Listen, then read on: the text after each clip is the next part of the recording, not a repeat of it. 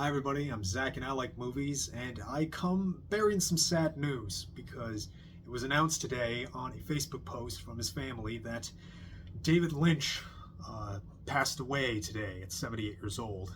And it's this one hurts.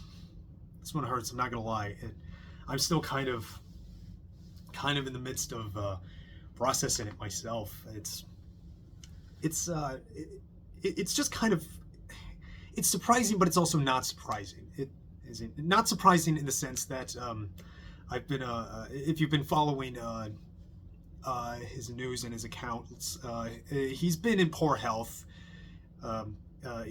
He's like actually said last year that he was diagnosed with emphysema, which, given that he was a lifetime smoker, was again is not a surprise. But it was again, it was like rather it was rather rough for him towards the end. He had to have a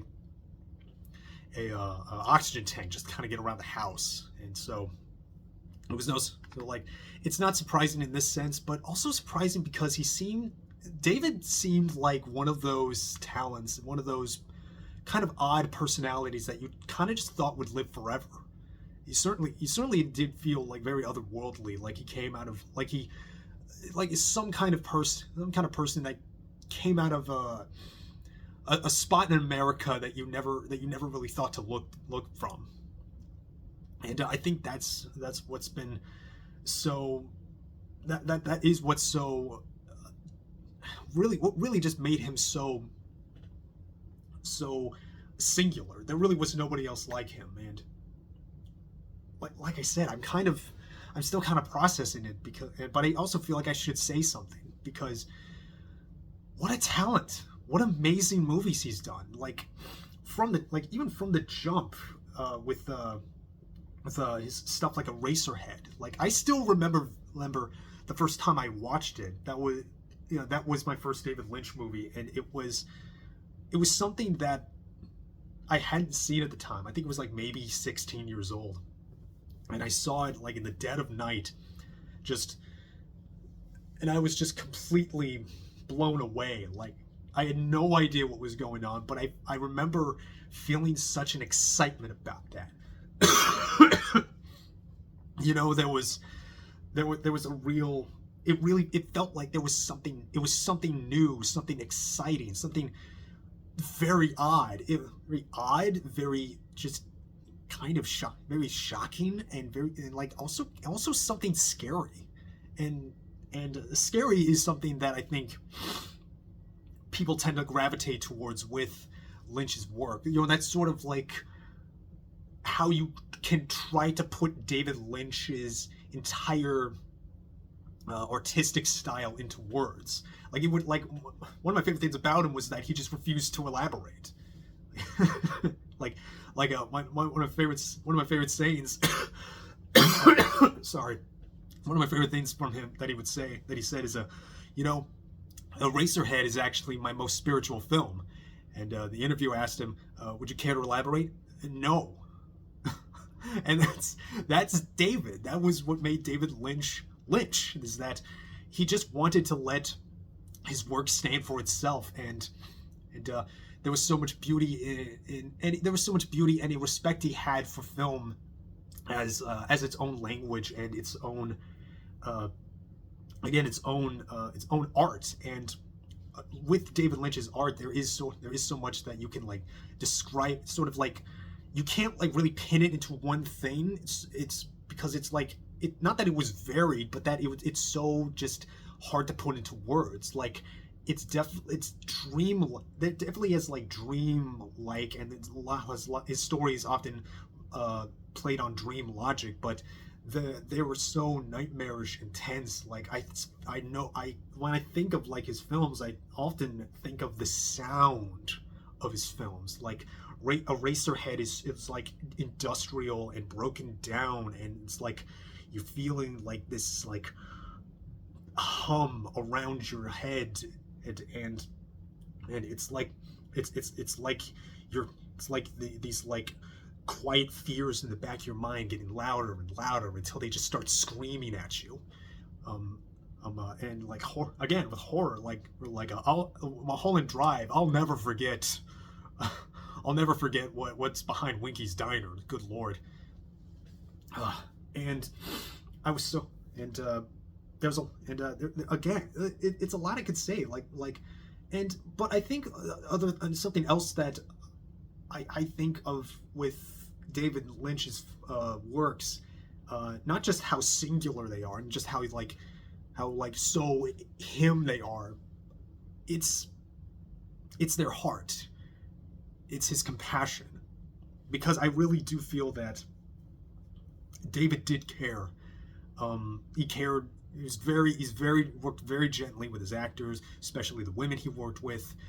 They always and he cared so much for his characters. I think there's a lot of I think there is a lot of compassion, even in kind of the nastiest move in his nastiest characters, like going back to Blue Velvet, Frank Booth, absolute just scary, just out of control, like monster. Feels like he crawled out of a nightmare, and yet there is sort of there's a design, there is a sort of a feeling of kindness, some sort of kindness given to him that it's almost like David wanted you to feel that this is a scary man, but he's scary because he's a broken man.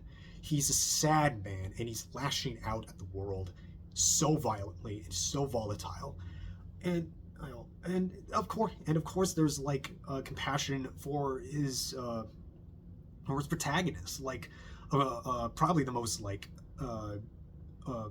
obvious one would be something like the Elephant Man. Yeah, there is and even in that you could say that there is some sort of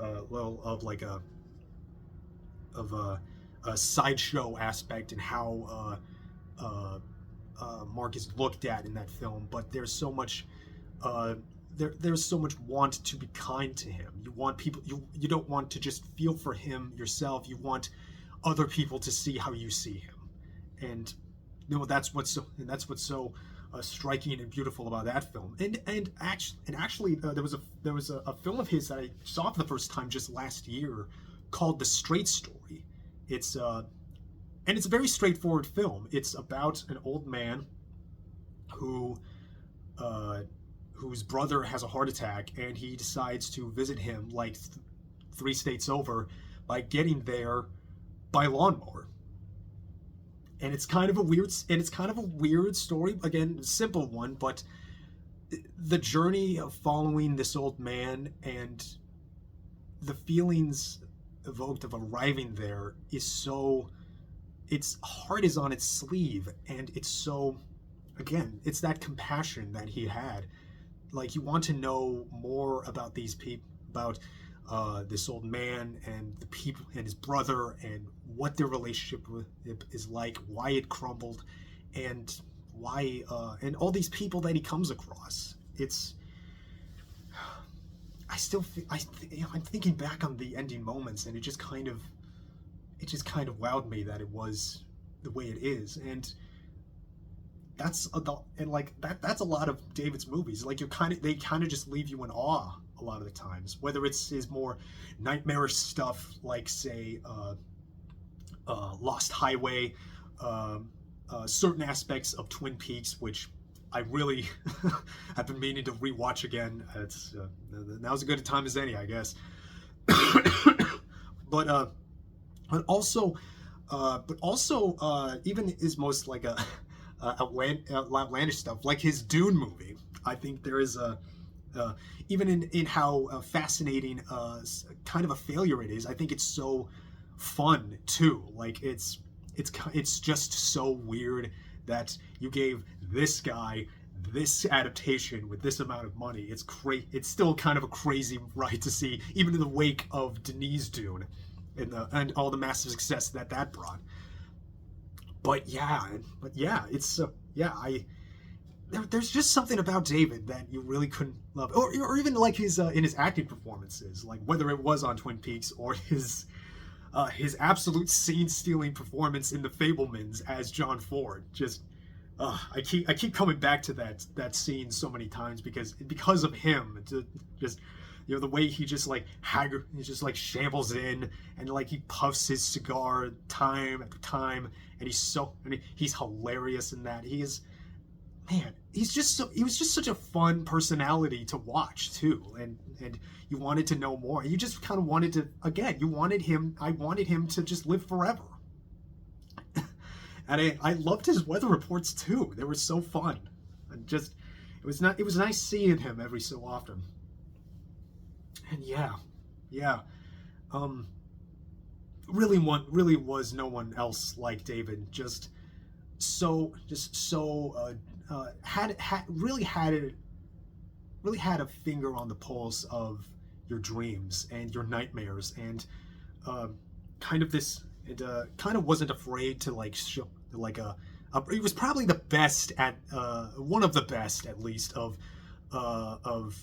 sort of of like revealing and navigating through the like psychosexual underbelly of this like small town Americana, uh, and that you would see in a lot of his films. It's and it was his films were breathtaking. They were scary. They were like him, just one of a kind.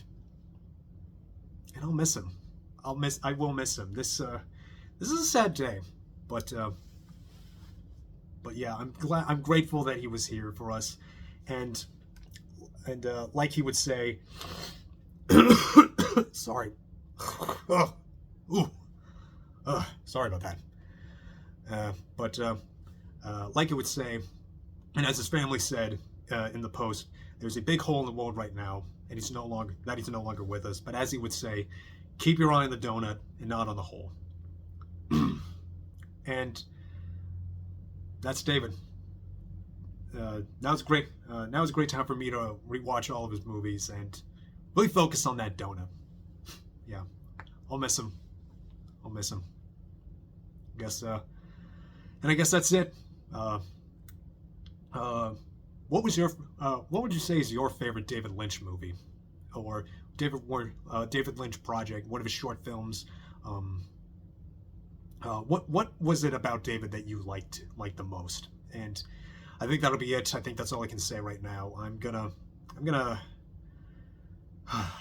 make some feelings, and yeah, that'll be it. Thank you. Rest in peace, David Lynch. One of a kind. One of the greats.